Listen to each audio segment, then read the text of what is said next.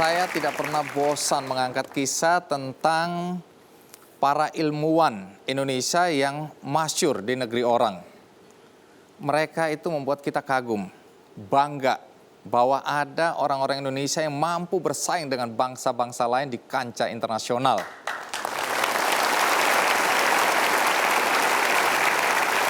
Dua narasumber malam ini contohnya. Dua ilmuwan ini memiliki seabrek penemuan ilmiah yang mereka patenkan di negara tempat mereka tinggal sekarang. Yang jadi pertanyaan kita adalah, apakah mereka akan tetap berada di negeri orang atau mereka akan kembali untuk mengabdi di negeri sendiri? Untuk mencari tahu, kita panggil langsung saja Nelson Tansu.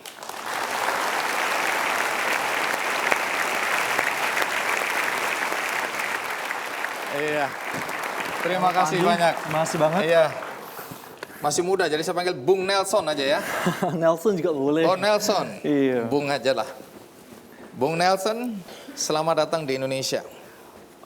Terima kasih juga, for having me di sini ya. Baik, saya dengar Anda tinggal di Amerika ya.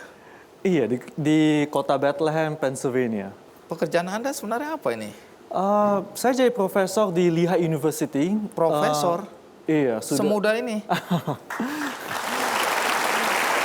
Terima kasih. Tunggu. Kita cek, soalnya sekarang banyak ijazah palsu beredar.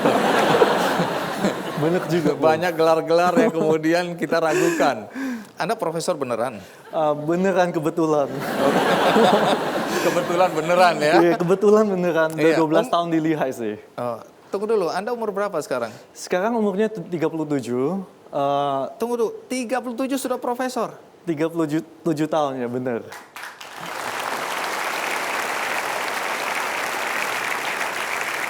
Jadi sebelum profesor, Anda doktor? Iya, S3-nya di Wisconsin. Umur berapa dapat doktor? 25 kebetulan.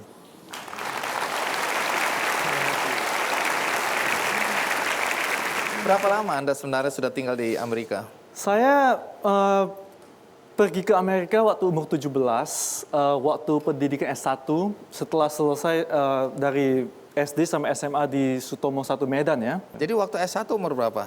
Waktu itu umur 20. Iya. 20, saya baru tamat STM. Saya dengar Anda punya penemuan ilmiah dan sudah dipatenkan. Betul? Benar. Dalam studi ilmiah itu biasanya terdapat dua hal yang penting ya, yaitu publikasi di jurnal internasional dan juga kadang-kadang juga soal paten. Itu ada dua hal agak berbeda.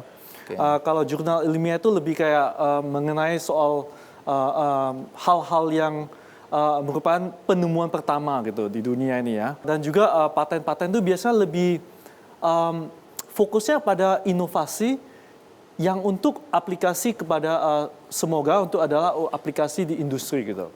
Ya, jadi dua-duanya ada gitu. Menarik ya, dan Anda lakukan kedua-duanya. Iya benar. Nanti kita akan tanyakan penemuan ilmiah apa yang sudah Anda patenkan. Tapi sebelum kita lanjutkan, ada baiknya kita mengenal lebih jauh Nelson Tansu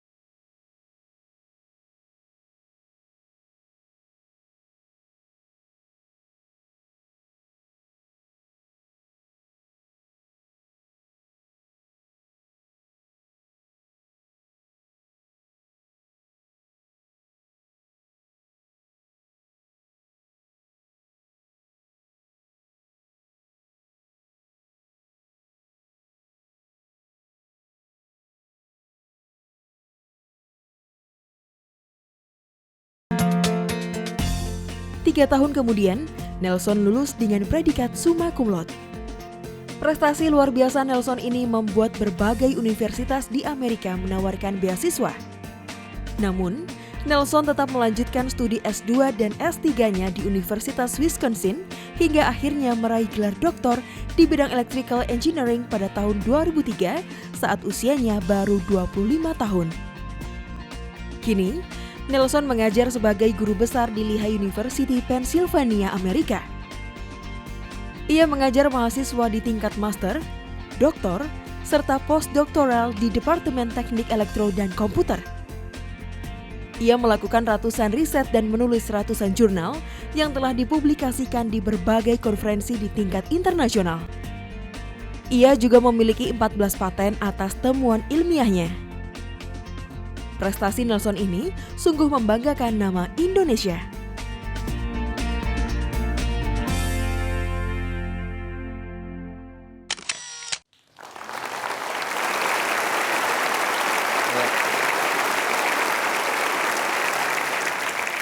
Saya kembali mau tanya soal paten.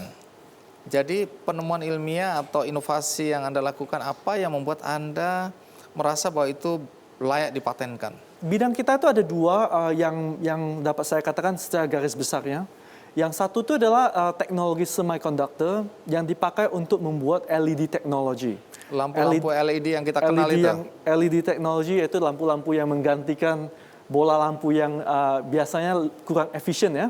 Ya. Bidang kedua itu adalah membuat semiconductor yang untuk sebagai laser yang dipakai untuk komunikasi fiber optik. Saya akan tanyakan lebih lanjut, tapi saya ingin tahu umur berapa sebenarnya Anda ke Amerika waktu itu ya? 17. Oh, 17 itu Iya, tadi? Iya. Dari Medan? Dari Medan. Tembak langsung ke Amerika? Iya. Nggak kaget-kaget itu ya? Orang-orang Batak biasa ke Jakarta aja udah kaget-kaget itu. Tidak kaget karena memang saya sejak kecil tuh sudah tahu sih bahwa memang tujuan saya itu adalah ke Amerika Serikat untuk menjadi profesor ya. Tunggu dulu, waktu kecil sudah cita-cita jadi profesor? Iya, waktu sekitar umur ya mungkin 6 atau 7 lah. Kok bisa? Di keluarga kita tuh memang ada beberapa paman saya tuh memang juga profesor dan juga mendapat S3 di luar negeri waktu dulu ya, zaman-zaman dulu, sudah tahun 70-an. Dan waktu sekitar umur 6-7 itu saya diekspos kepada apa yang disebut sebagai profesor gitu. Dan kemudian tuh kayaknya merupakan pekerjaan yang sangat bagus ya kayaknya ya. Jadi ngajar di universitas. Walaupun masih kecil dengar profesor, belum tahu artinya apa, tapi pokoknya aku ingin jadi profesor gitu. Karena ya. kebetulan saya ada cousin saya ya, maksudnya sepupu ya, yang memang jadi profesor juga waktu itu. Jadi Anda dibanding-bandingkan dengan... Oh, cousin saya tuh lebih jauh dari kita, sampai 20 tahun di atas saya. Anak kecil dibandingkan dengan orang yang dewasa Jadi gitu. saya bisa melihat, ini kayak bagus ya, kayaknya semua kakek saya tuh bangga gitu kepada mereka. Jadi artinya tuh kayaknya mungkin saya harus jadi begitulah, katakanlah. Anda mulai kelihatan pintar itu umur berapa sih? Saya kok sampai sekarang belum kelihatan. Saya kira sebenarnya bukan soal pintar lah ya. Kalau dari ranking itu mungkin sejak SD lah. SD Ya, kelas itu 1 namanya dan 2. pintar itu. Tetapi saya sebenarnya tidak mau mengatakan dengan cara apakah pintar atau tidak ya. Maksudnya saya sebenarnya banyak yang nggak tahu juga ya bahwa waktu TK itu ya, waktu TK A dan B kalau nggak salah ya, itu saya tuh juara terakhir atau juara 2 dari belakang lah. Di TK A dan B, serius. Belum kelihatan itu ya. Tidak ada prospek lah ya waktu itu. Lalu waktu itu mama saya tuh loncatin saya itu ke SD. Di SD itulah barusan saya tuh menunjukkan bahwa ada prospek yang lebih cerah katakanlah ya. Dan katakanlah itu sebenarnya bukan soal pintar atau tidak. Di SD itu kan pelajarannya itu lebih serius. Waktu di SD itu pelajarannya menulis dan juga membaca. Dari situ dan baru matematika Anda lebih begitu. fokus. Memang dari dulu udah fokus sih. Cuman maksud saya tuh waktu kecil tuh pelajaran yang seperti menggambar, menari, bernyanyi dan segalanya yang di TK itu saya benar-benar tidak ada harapan lah katakanlah ya. Tidak ada sampai sekarang juga tuh. Menarik, karena tentu kita ingin tahu bagaimana sampai anak Medan ini bisa sampai tinggal menetap di Amerika dan menghasilkan penemuan-penemuan ilmiah ya. Kita rehat sejenak, ikuti terus KKND.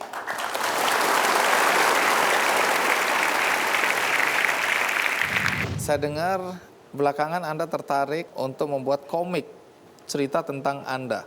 Betul? Saya tuh sebenarnya tuh dijadikan objek. Oleh istri. Bener.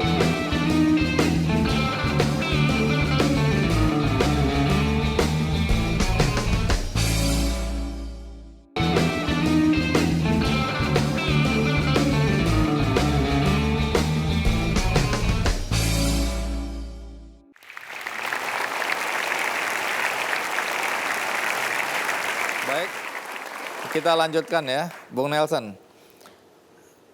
Bisa diulang lagi, Anda dari Medan langsung ke Amerika masuk di Wisconsin, University of Wisconsin Madison sih.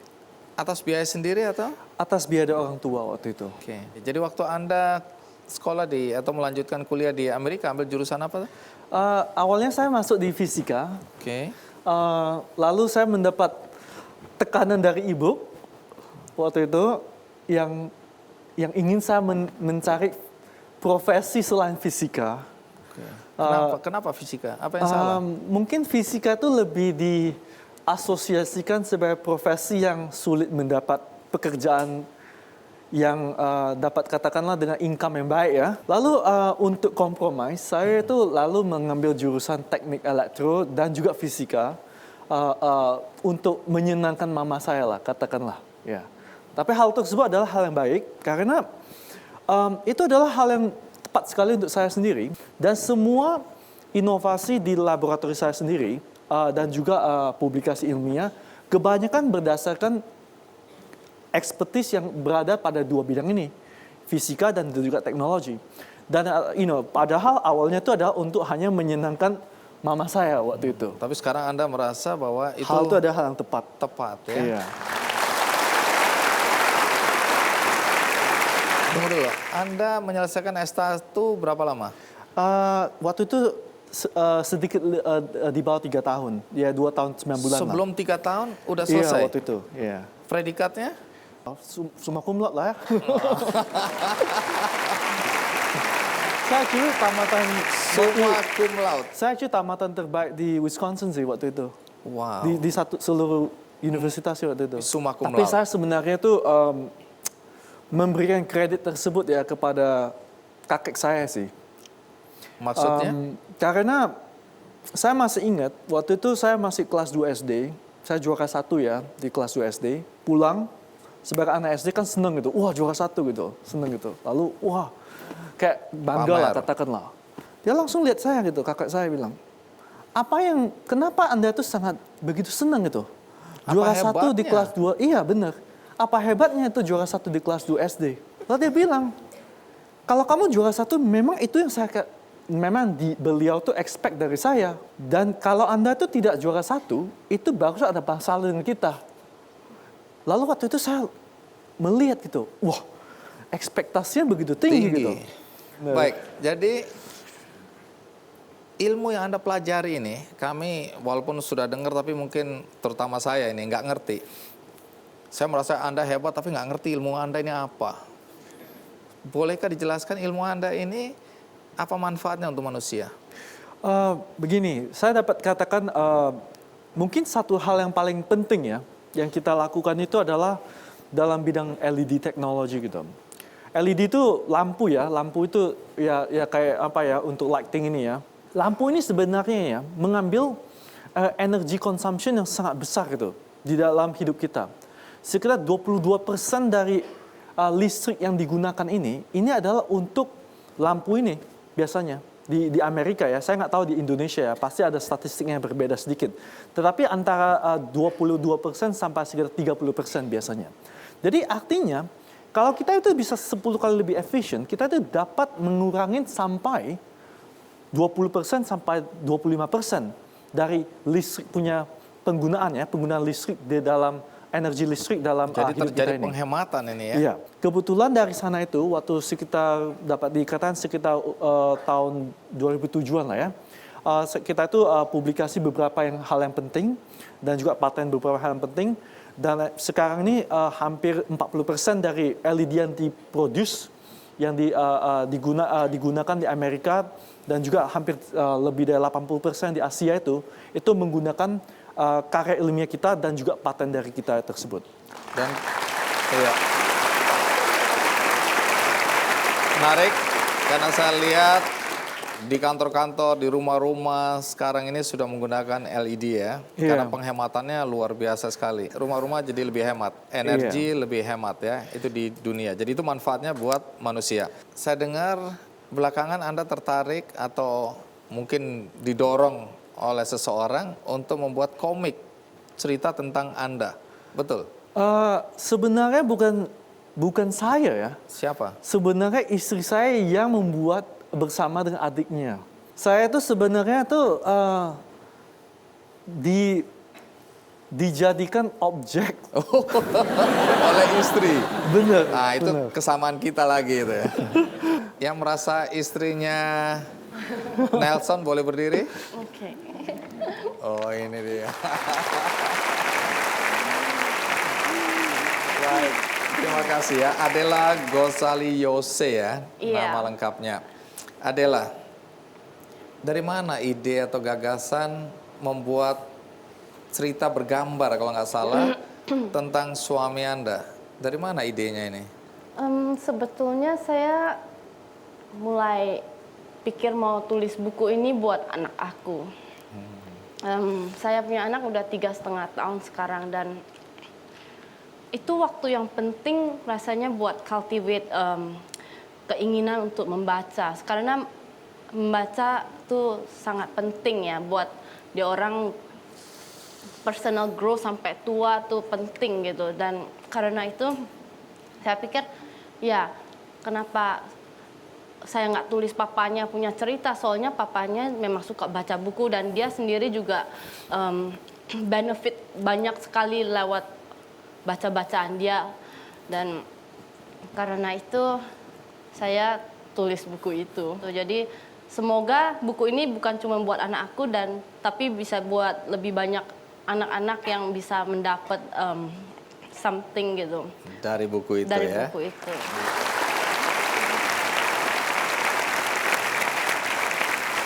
Oh, ini ya. Oh, lucu juga wajahnya Nelson di sini ya. Itu Nelson kecil sama Nelson besar, mukanya kok sama ya. Cuma celananya, celana pendek sampai celana panjang. Yang gambar? Yang gambar adik aku. Oh, Dia, diperalat juga. Dia pas-pasan juga belajar graphic design di BINUS. Jadi saya pikir saya bisa tulis dan dia pernah tinggal sama kita setahun gitu. Jadi dia kenal Nelson dan dia the right person to draw the book gitu buat kita. Apa yang menarik dari perjalanan hidup seorang Nelson Tansu di mata Anda? Dia orangnya live life very passionate gitu. Dan dia mau always Kalau sudah ada maunya, dia kejar terus. iya, dia fokus dan in the way dia juga humble. Walaupun dia Rendah hati ya. lumayan doing well gitu, tapi dia down to earth gitu dan nggak pernah sombong gitu. Jadi itu Itu yang oke Anda lah. kagumi. Iya. Karena dia berkeinginan keras untuk mendapatkan, apakah perjuangan itu dia lakukan juga untuk Anda? Dia tiap hari belajar untuk lebih jadi suami yang lebih baik dan papa yang lebih bagus buat anaknya. Ya semoga dia fokus juga. Continue to strive.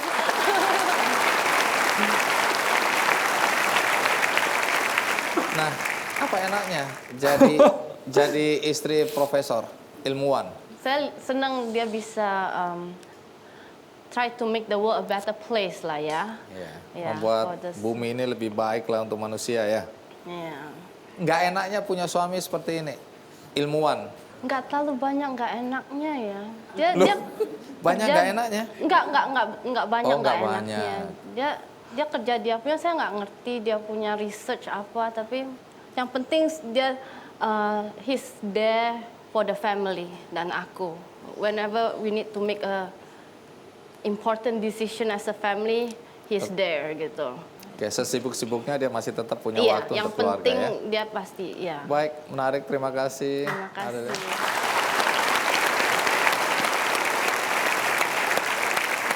Menarik karena orang tua Nelson tewas akibat perampokan. Apakah itu kemudian mengurangi cinta dia pada Indonesia? Ikuti terus Ki Candy.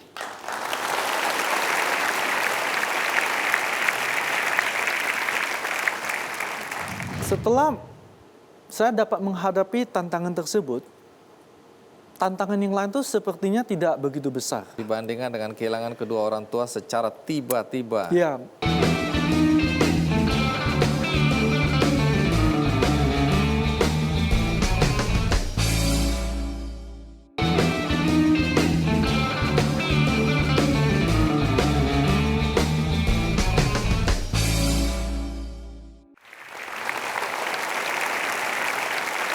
Terima kasih Anda masih bersama saya di acara Ki Candy dan tadi kita sudah mendengarkan kisah tentang Nelson Tansu, anak Medan yang sukses sebagai ilmuwan di Amerika. Masih ada di hadapan kita Bung Nelson. Tapi ada satu peristiwa tragis pada waktu itu ketika orang tua Bung Nelson mengalami perampokan dan kemudian mengakibatkan kedua orang tua Anda tewas. Tapi sebelum saya masuk ke sana, saya ingin tahu setelah Anda ke Amerika, tantangan terberat yang Anda hadapi sebagai anak Indonesia yang sekolah di luar negeri apa? mungkin dalam hidup ya, since kita bicara tentang tantangan ya, dalam hidup saya yang paling sulit ya, yang pernah saya hadapin itu adalah kejadian orang tua saya yang ya dibunuh ya, waktu itu dalam perampokan tersebut. Apa yang terjadi kalau boleh tahu? Ya mereka korban dari perampokan dan juga mereka dalam satu mobil lalu dibawa dan kemudian ya bagaimana Kejadiannya ya? di mana? Di Medan. Tahun berapa? Tahun 2007 Agustus. Pada saat itu Anda di mana? Saya sudah jadi profesor di Lehigh. Itu adalah merupakan hal yang paling sulit yang pernah saya hadapi. Dan jujur saja, setelah saya dapat menghadapi tantangan tersebut, tantangan yang lain itu sepertinya tidak begitu besar. Sangat mudah. Jadi waktu Pak Andi tadi menanyakan soal tantangan yang lain-lainnya itu, sebenarnya tidak begitu sulit sih. Sebagai murid, sebagai mahasiswa, sebagai profesor, sebagai, ya saya juga direktur dari Research Center ya di Lehigh ya. Dan juga ya ada apakah politik lah atau apalah dan segalanya itu sebenarnya tidak begitu susah. Karena adalah tantangan yang paling besar yang saya hadapi ya kejadian tersebut. Ya segalanya itu setelah itu sepertinya itu kecil, maksudnya tidak begitu sulit dihadapi, katakanlah. Dibandingkan dengan kehilangan kedua orang tua secara tiba-tiba. Ya, Baik, kembali ke soal pendidikan, ya Anda sebagai peneliti, kemudian ilmuwan Indonesia yang kemudian mendapat tanda kutip tempat di Amerika. Pertanyaan banyak orang, kenapa orang-orang seperti Anda ini tidak balik ke Indonesia mengabdi untuk bangsa dan negara sendiri? semuanya harus tergantung pada opportunity dan juga lingkungan yang tepat ya. Anda merasa sekarang ini kesempatan yang ada di Indonesia dengan ilmu Anda? Sekarang di Indonesia memang sudah jauh lebih baik ya dari zaman tahun 95 waktu saya berangkat ke Amerika. Nah, artinya kalau Anda diundang ke Indonesia mau atau tidak? Untuk saat sekarang ya komitmen saya itu kan di Lehigh gitu. Mereka juga memberikan komitmen yang besar ya untuk kita itu membangun center yang besar. Komitmen itu apakah gaji atau dana untuk riset? Dana riset. Dana untuk mahasiswa, dana untuk meng-hire scientist dan postdoc, dan juga meng-hire profesor. Iya, karena banyak sekali ilmuwan Indonesia di luar negeri yang mau pulang, khawatir di negeri ini nggak ada kerjaan. Karena dana atau budget untuk penelitian relatif kecil, fasilitas. Kalau Anda ditawarin gaji kecil tapi fasilitasnya sama dengan di Amerika, Anda pulang atau tidak? Saya ini orang jujur. Kita ini harus melihat profesor dan juga riset dan juga guru itu adalah sebagai profesi. Di mana itu gaji harus sebanding dengan kapabilitas dari orang tersebut. Baik, terakhir Bung Nelson, apa imbauan Anda buat peneliti-peneliti muda di Indonesia? Saya rasa ini soal confidence dari peneliti-peneliti muda dan juga bukan hanya peneliti, mahasiswa-mahasiswa muda dari murid-murid di SMA dan SMP juga. Ada satu hal yang kalian tuh harus mengerti gitu. Sebenarnya bangsa kita itu berpotensi besar. Nomor 4 terbesar di dunia ya, populasi ya. Dan Indonesia itu memiliki banyak sekali generasi muda, terutama dari masih umur dari 15 sampai 20-an ya. Ini adalah generasi yang bakal mendefinisikan bangsa ini. Bukan kita-kita lagi. Adalah sangat penting bahwa confidence dari kalian itu adalah bahwa kita tuh mampu bersaing. Tapi yang juga penting itu adalah kita harus memiliki rasa humble ya. Rasa rendah hati. Rasa itu bahwa kita tuh memang bisa, tetapi juga sadar untuk mencapai hal tersebut tuh harus memiliki dedikasi yang tinggi, fokus dan kerja keras. Walaupun setelah mencapainya itu kita harus menyadari bahwa kita itu bukan yang terbaik. Kita itu masih banyak yang jauh lebih baik dari kita. Iya, kita berikan aplaus, luar biasa. Baik, Bung Nelson, terima kasih banyak. Terima kasih sudah mau Andi. hadir jauh-jauh dari Amerika. Ya, terima kasih Terima banyak kasih, sukses atas buat Anda. kesempatannya. Ya, Satu terima hari kasih. kita tunggu Anda kembali ke negeri sendiri ya. Ya, terima kasih. Iya. Ya. Nelson Tansu. Thank you.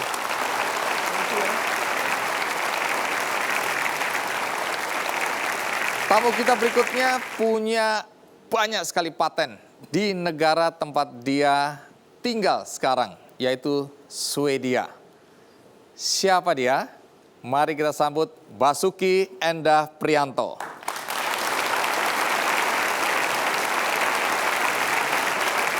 Ya, Mas Basuki, apa kabar? Alhamdulillah baik. Bang. Baik ya? Baik, baik. Silakan duduk. Terima kasih.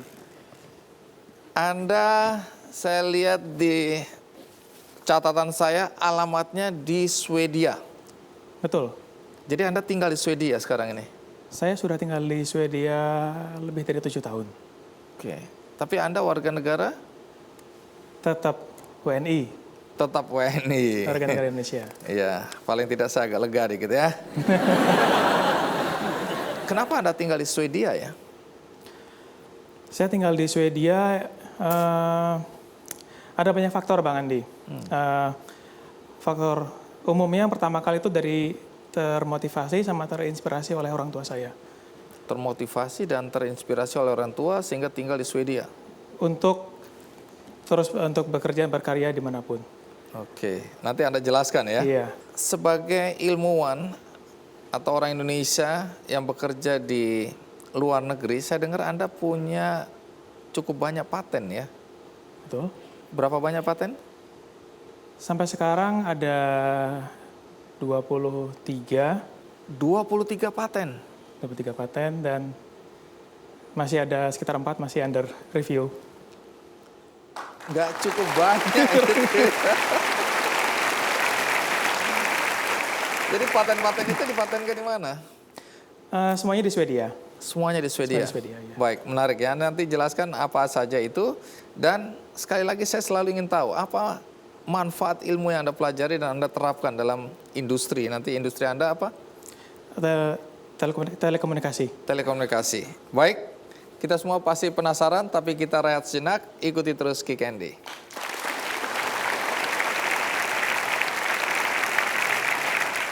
Saya mendapat tawaran pada saat itu. Uniknya di 4 negara yang berbeda.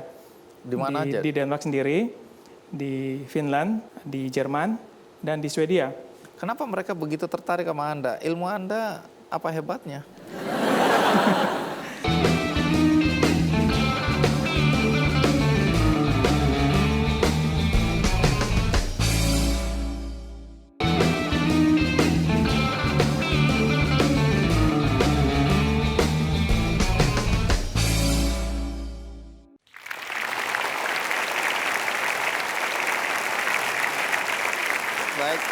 Mas Basuki, kita lanjutkan ya. Sebelum masuk ke 23 paten yang Anda miliki, saya sebenarnya ingin tahu Anda ini berasal dari mana? Saya lahir di Bandung. Kemudian tahun 2000 saya ke Singapura karena mendapatkan beasiswa dari Nanyang Technological University di sana. Oh, dapat beasiswa? Dapat beasiswa penuh untuk sekolah dan juga untuk biaya hidup di sana. Oke. Orang tua bekerja sebagai apa? Orang tua saya purnawirawan TNI AU. Anda sendiri lulusan mana dari sini sebelum ke Nanyang? Sebelumnya saya kuliah di Teknik Elektro ITB, Bandung. Sebelum saya dapat beasiswa, saya sempat bekerja dulu di Jakarta di perusahaan multinasional untuk menambah wawasan industri. Menarik. Anda ini kan sekarang ilmuwan yang membanggakan bangsa Indonesia karena punya 23 paten. Waktu di ITB itu sudah kelihatan pinter nggak? Penasaran. Sebenarnya biasa-biasa aja. Biasa. Anda lulus Tapi, dengan predikat apa? Ya, alhamdulillah saya dapat predikat cum laude pada saat itu.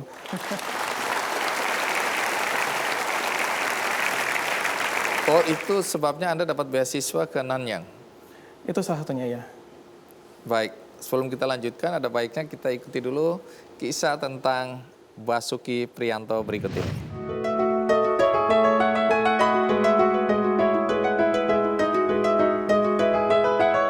Tak pernah puas dengan ilmu yang dimiliki, tak pernah menyerah saat beragam tantangan datang menghampiri. Itulah karakter Basuki Endah Priyanto yang berkomitmen untuk terus belajar dan mengembangkan diri. Pria kelahiran Bandung dan akrab disapa Basuki ini adalah bungsu dari 4 bersaudara pasangan Sutrio dan Trien Ismoyowati. Di mata keluarga, Basuki adalah putra yang sangat membanggakan. Sejak kecil, ia sudah menunjukkan bakatnya dan menyukai belajar tanpa harus diminta. Basuki itu waktu kecilnya juga itu anak yang biasa kayak anak pada umumnya. Dan sekolahnya waktu kelihatan rada menonjol itu dari kelas 4 SD. Tapi dia itu juga rajin dari kecilnya udah suka bantu ibu apa-apa yang bantu-bantu yang ringan lah dia. Terus kuliah di ITB itu ditempuh dalam 4 tahun cum laude.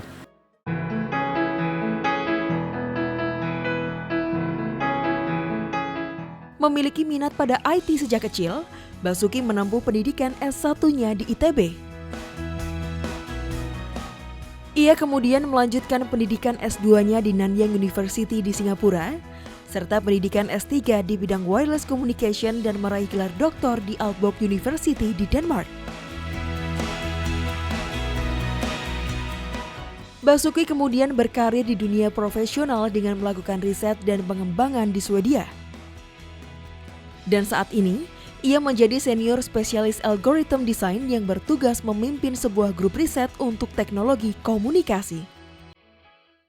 Kini, dengan keahlian merancang teknologi komunikasi seluler seperti 4G dan 5G, telah menghantarkan ayah dari 2 orang anak ini menjadi ilmuwan.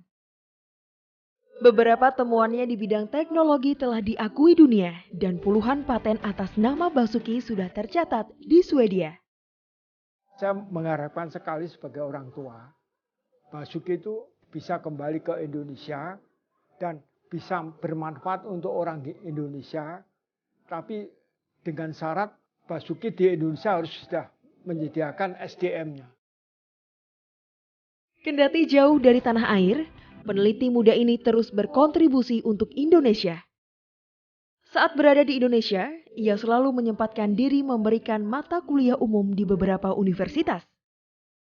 Kedepannya, Basuki memiliki mimpi agar para ilmuwan Indonesia yang tinggal di luar negeri bisa membangun jejaring sosial, agar peneliti yang bekerja di luar negeri mudah kembali bekerja dan berkiprah di negeri sendiri.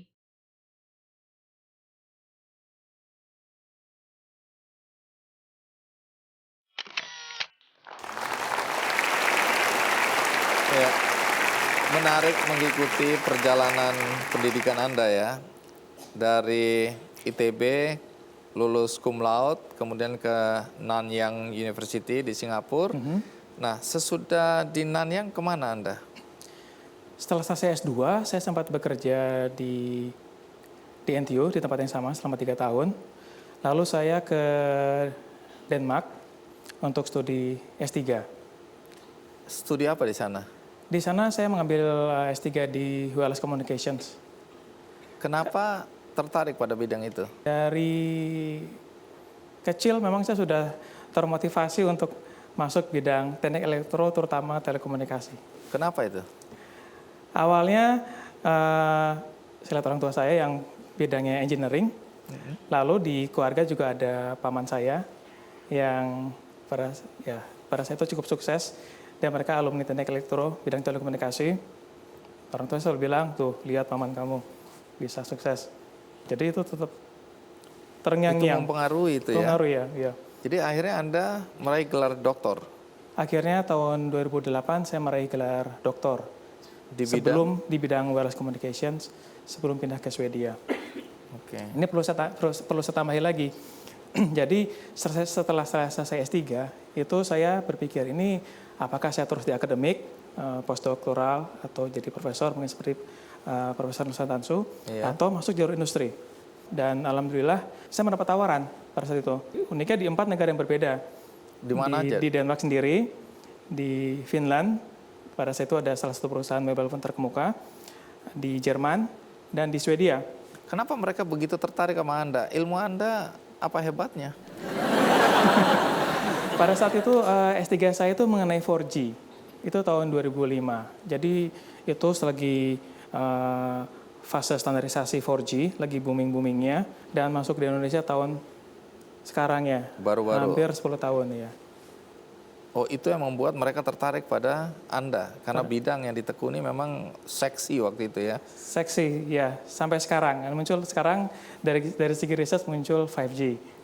Ketika Anda berada di persimpangan jalan, karena tawaran ada dari universitas, ada dari industri, bagaimana Anda memutuskan waktu itu?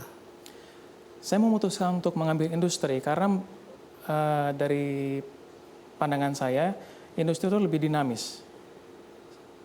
Saya ambil contoh, misalkan orang ganti handphone mungkin 1 atau 2 tahun. Artinya kami dari segi research ataupun produsen, kita harus selalu dinamis mengembangkan dan menemukan atau berinovasi untuk menghasilkan suatu teknologi yang baru. Ditantang itu terus tantangannya ya? cukup besar. Kalau kita telat dikit, bisa-bisa nggak kepakai itu teknologi yang kita temukan. Nah, soal 23 paten itu paten bidang apa aja itu? Semuanya di bidang wireless communications. Bisa jelaskan apa yang dipatenkan? Apa istimewanya paten Anda itu sehingga Anda merasa perlu untuk mematenkannya? Dari segi paten, tentu saja sebelum kita mematenkan, kita melihat value dari apa yang kita temukan. Apakah itu bisa berguna buat masyarakat? Bagaimana nilainya? Yang pertama, bagaimana handphone itu lebih reliable dimanapun berada, di basement ataupun naik kereta Shinkansen yang super cepat, tetap bisa berkomunikasi dengan kecepatan tinggi. Yang kedua, bagaimana bisa terus meningkatkan kapasitas dari yang ada. Misalkan pada saat ini handphone itu antenanya cuma 2, bagaimana bisa 4, dan masing-masing itu 4, berarti kapasitas bagaimana bisa didouble menjadi 4 dan tetap reliable. Sumbangsi ilmu Anda itu di mananya ini? Sumbangsi saya, jadi setelah dipatenkan dan perusahaan melihat apakah ini bisa diimplementasikan di produk misalkan. Kalau itu dipilih, itu ya udah itu ada di jutaan handphone ada di market. Itu salah satunya. Yang kedua, terutama sekarang saya alhamdulillah diberi kepercayaan oleh perusahaan yang saya sekarang untuk menjadi delegasi di Badan Standarisasi Teknologi Seluler Dunia. Jadi apa yang saya temukan itu setelah dipatenkan akan distandarisasi. Jadi semua perusahaan-perusahaan itu akan mengimplementasikan paten yang telah saya patenkan. Iya.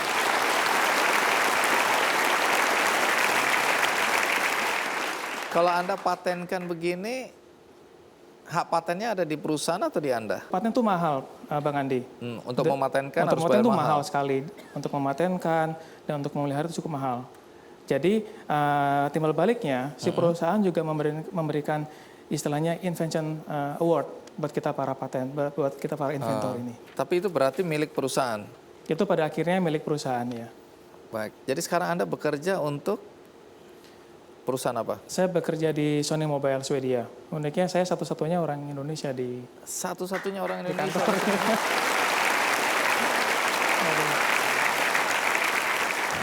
Bagi saya, dimanapun saya berada, semuanya bermuara untuk Indonesia. Saya cukup bangga. Saya lihat ada 2 orang Indonesia saja dari kira-kira 1000 delegasi itu hanya ada 2 orang Indonesia.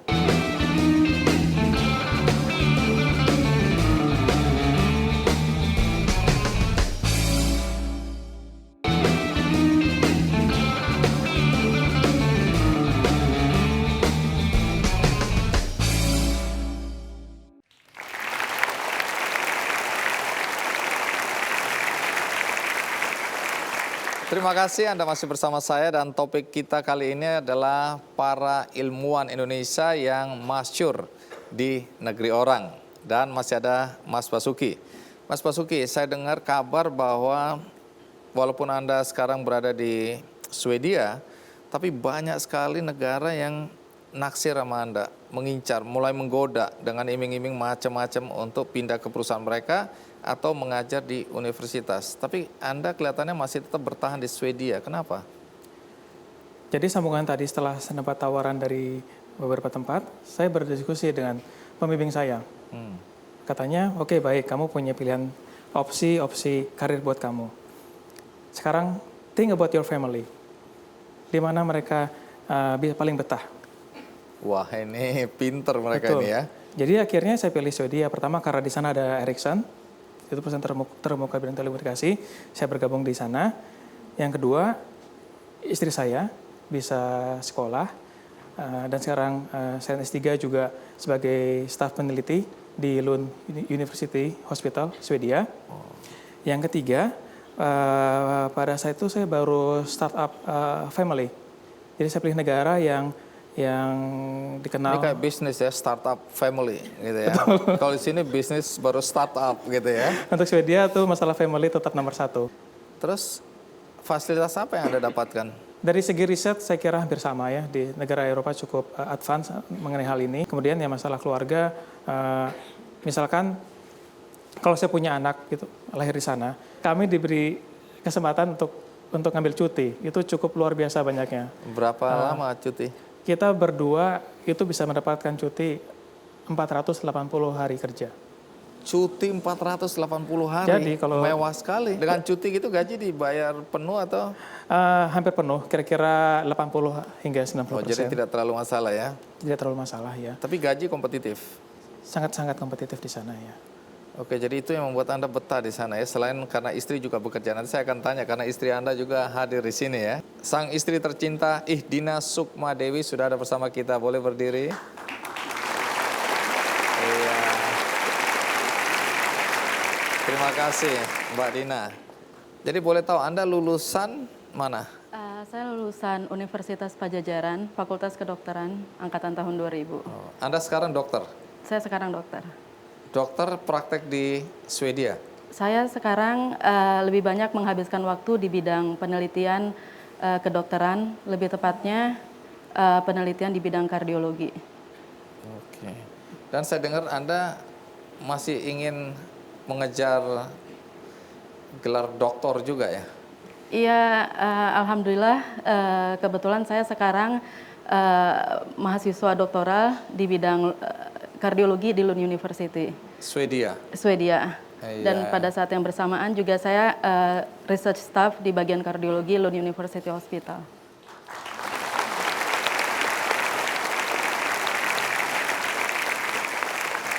Kembali lagi saya selalu merasa bahwa di balik laki-laki yang sukses ada istri yang luar biasa, yang hebat.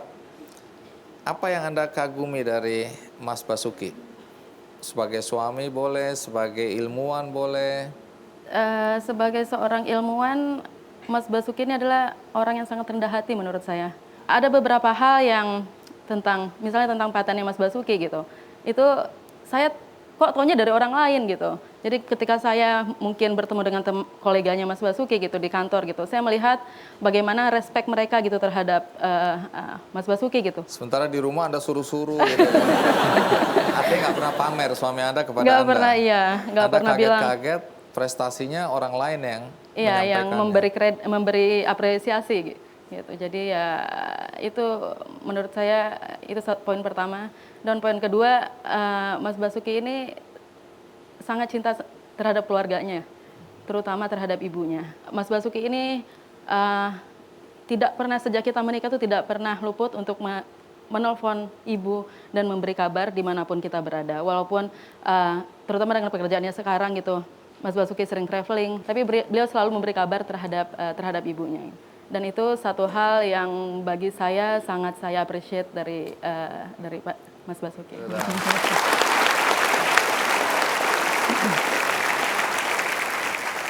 Anda pernah sekolah sampai perguruan tinggi di Indonesia. Kemudian Anda juga pernah sekolah di luar negeri, bahkan sekarang bekerja di luar negeri. Banyak orang mengatakan bahwa orang-orang seperti Anda ini enggan pulang karena fasilitas yang tidak memenuhi syarat di sini untuk penelitian, kemudian dana yang minim untuk melakukan penelitian.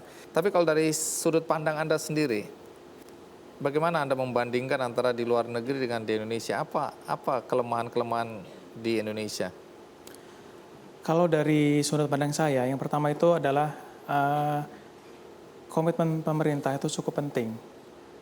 Karena itu mengarahkan suatu negara. Saya lihat, terutama saat ini, Indonesia itu lebih cenderung dikategorikan sebagai negara konsumerisme. Lebih suka beli daripada bikin sendiri. Kalau pemerintah negara sudah mengkondisikan untuk memproduksi sendiri, itu efeknya sangat besar. Setelah itu, di luar itu adanya sinergi yang cukup bagus dari pemerintah, dari industri, dan juga dari institusi pendidikan. Misalkan riset pendidikan itu disponsori oleh pemerintah dan juga partly dari industri, hasilnya itu bisa langsung digunakan oleh industri. Jadi ada semacam siklus yang ada outputnya. Saya lihat di Indonesia itu masih sangat terbatas sekali gitu. Ada riset dari universitas, tapi ujungnya mentok. Atau nggak diterapkan oleh industri. Jadi ya nggak dimanfaatkan juga pada akhirnya. Gitu.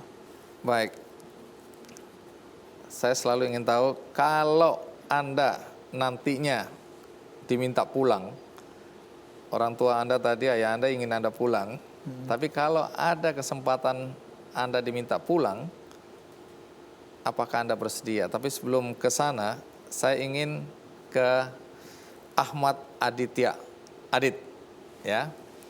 Adit ini yang selalu antusias bersama teman-temannya menawarkan atau memberikan info kepada saya tentang orang-orang hebat semacam ini.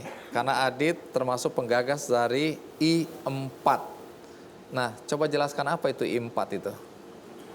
Ya, I4 itu adalah Ikatan Ilmuwan Indonesia Internasional yang digagas sejak tahun 2009 oleh Perhimpunan Pelajar Indonesia di seluruh dunia, bergabung dengan beberapa ilmuwan-ilmuwan di seluruh dunia.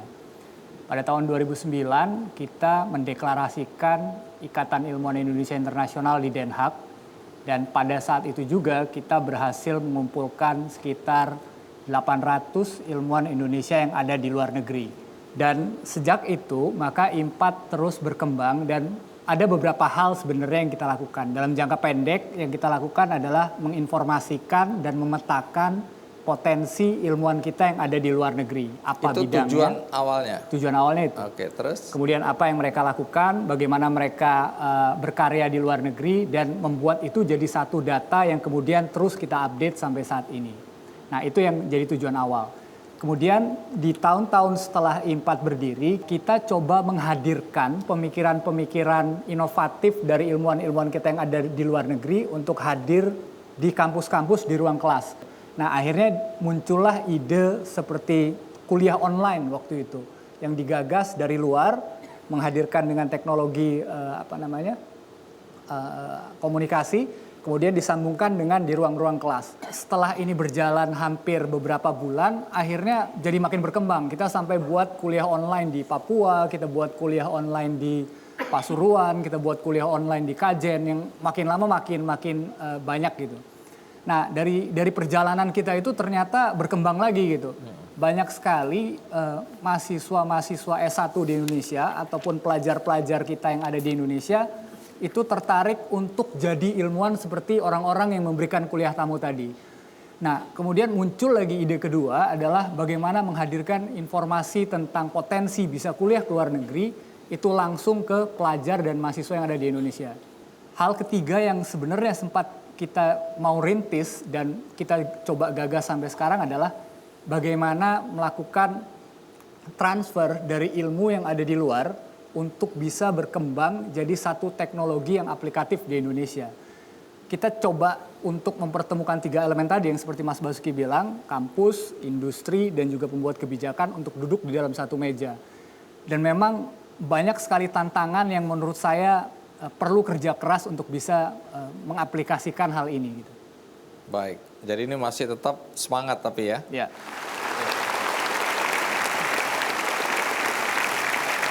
Dan terima kasih Adit, karena 6 tahun yang lalu Anda yang mulai mengusulkan tamu-tamu hebat seperti sekarang. Dan Nelson Tanso adalah orang yang kita kejar 6 tahun lalu tapi tidak tertangkap. Setelah 6 tahun baru dia bisa hadir di sini, dan juga Mas Basuki ya, terima kasih ya. Ya. Terakhir, kalau Anda disuruh pulang, bersediakah? Nah itu bagi kami ilmuwan yang di luar negeri itu just like $1 million questions itu. Kenapa harus begitu banyak pertanyaan sebelum memutuskan? Kan tinggal pulang aja, saya belikan tiket misalnya. Ini saya sudah pulang. Oh, sudah pulang. Apa pertimbangannya? Apa yang menjadi konsiderasi Anda? Itu dia, sebelum pulang kita harus tahu dulu masalahnya apa di Indonesia, tantangannya seperti apa. Gitu. Tentu saja kalau seandainya saya pulang, saya tidak mau pulang lalu startup dari zero. Itu cukup riskan buat saya ya. Bahkan lebih parah lagi nganggur. Bahkan lebih parah nganggur. Saya pikir kalau saya pulang itu biasa-biasa saya gila itu. Saya nggak bisa.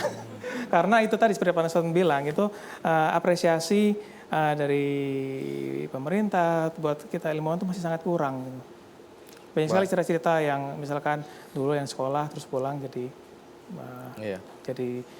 guru komputer saja, padahal misalkan ahli nuklir misalkan. Makanya lebih baik dipersiapkan dulu, kita bikin channelnya agar semuanya bisa berjalan dengan smooth. Baik, jadi artinya bukan karena nasionalisme Anda rendah kemudian nggak mau pulang, tapi logika Anda mengatakan kalau pulang sekarang ilmu Anda sia-sia ya. Intinya harus dipersiapkan dulu. Bagi saya, dimanapun saya berada, semuanya bermuara untuk Indonesia. Apa yang saya rancang sekarang itu bakal jadi handphone nanti, misalkan untuk 5G tahun 2020. Itu saya kira cukup krusial itu. Adanya orang Indonesia di sana cukup krusial. Saya cukup bangga. Saya lihat ada 2 orang Indonesia saja dari kira-kira 1.000 delegasi itu hanya ada 2 orang Indonesia. Kalau saya pulang, ini siapa nih orang Indonesia di sini? Perlu ada kaderisasi dan regenerasi dulu sebelum saya bisa pulang ke Indonesia. Baik, mudah-mudahan itu terjadi ya.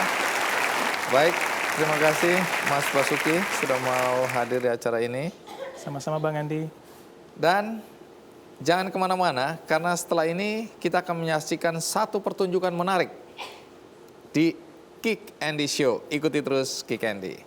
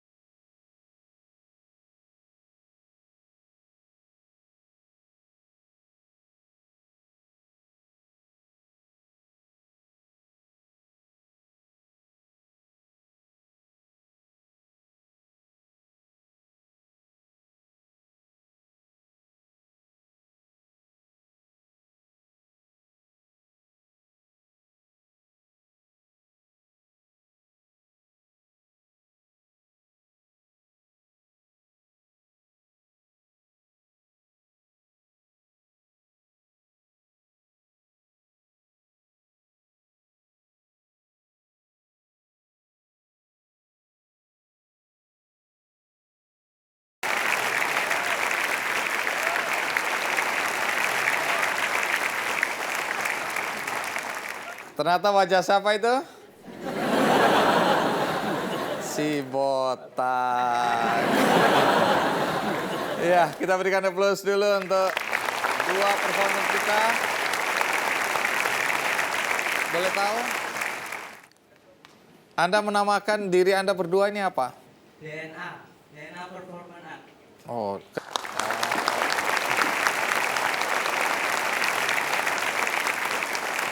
Anda berdua ini kerja atau kuliah? Masih kuliah. Kuliah di mana? Di UNY, Universitas Negeri Yogyakarta. Oh, Yogyakarta.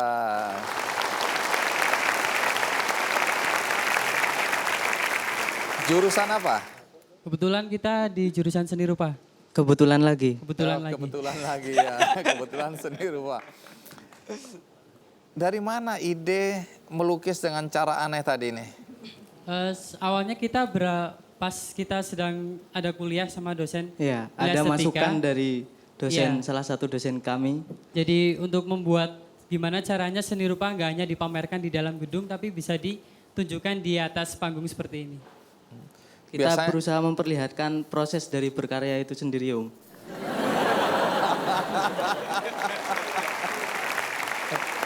Iya.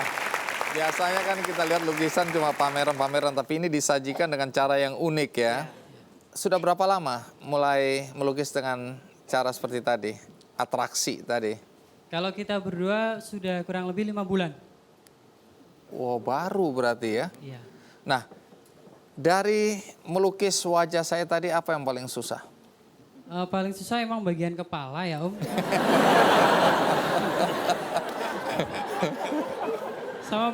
sama bagian kumis mungkin terlalu seksi mungkin kumisnya Om. Jadi kita kesulitan. Kesulitan ya. Biasanya Anda melukis wajah orang atau bisa macam-macam?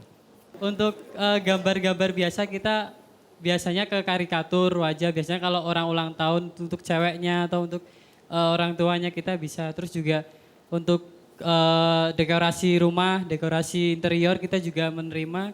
Terus untuk jasa pembuatan patung kita juga siap. Pokoknya di bidang seni rupa insya Allah kita siap. Tapi untuk perform sendiri kita lebih mengedepankan potret seperti tokoh-tokoh idola seperti ini, Om. Wah. Kalian berdua selain pandai melukis, pandai menyenangkan hati orang. Baik, DNA.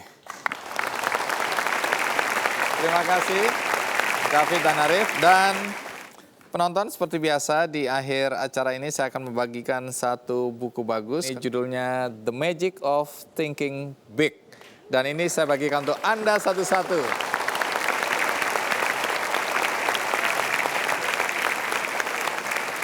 Bagi Anda di rumah, Anda juga jangan khawatir. Anda bisa mendapatkan buku bagus ini dengan mengikuti undian di website kickandy.com.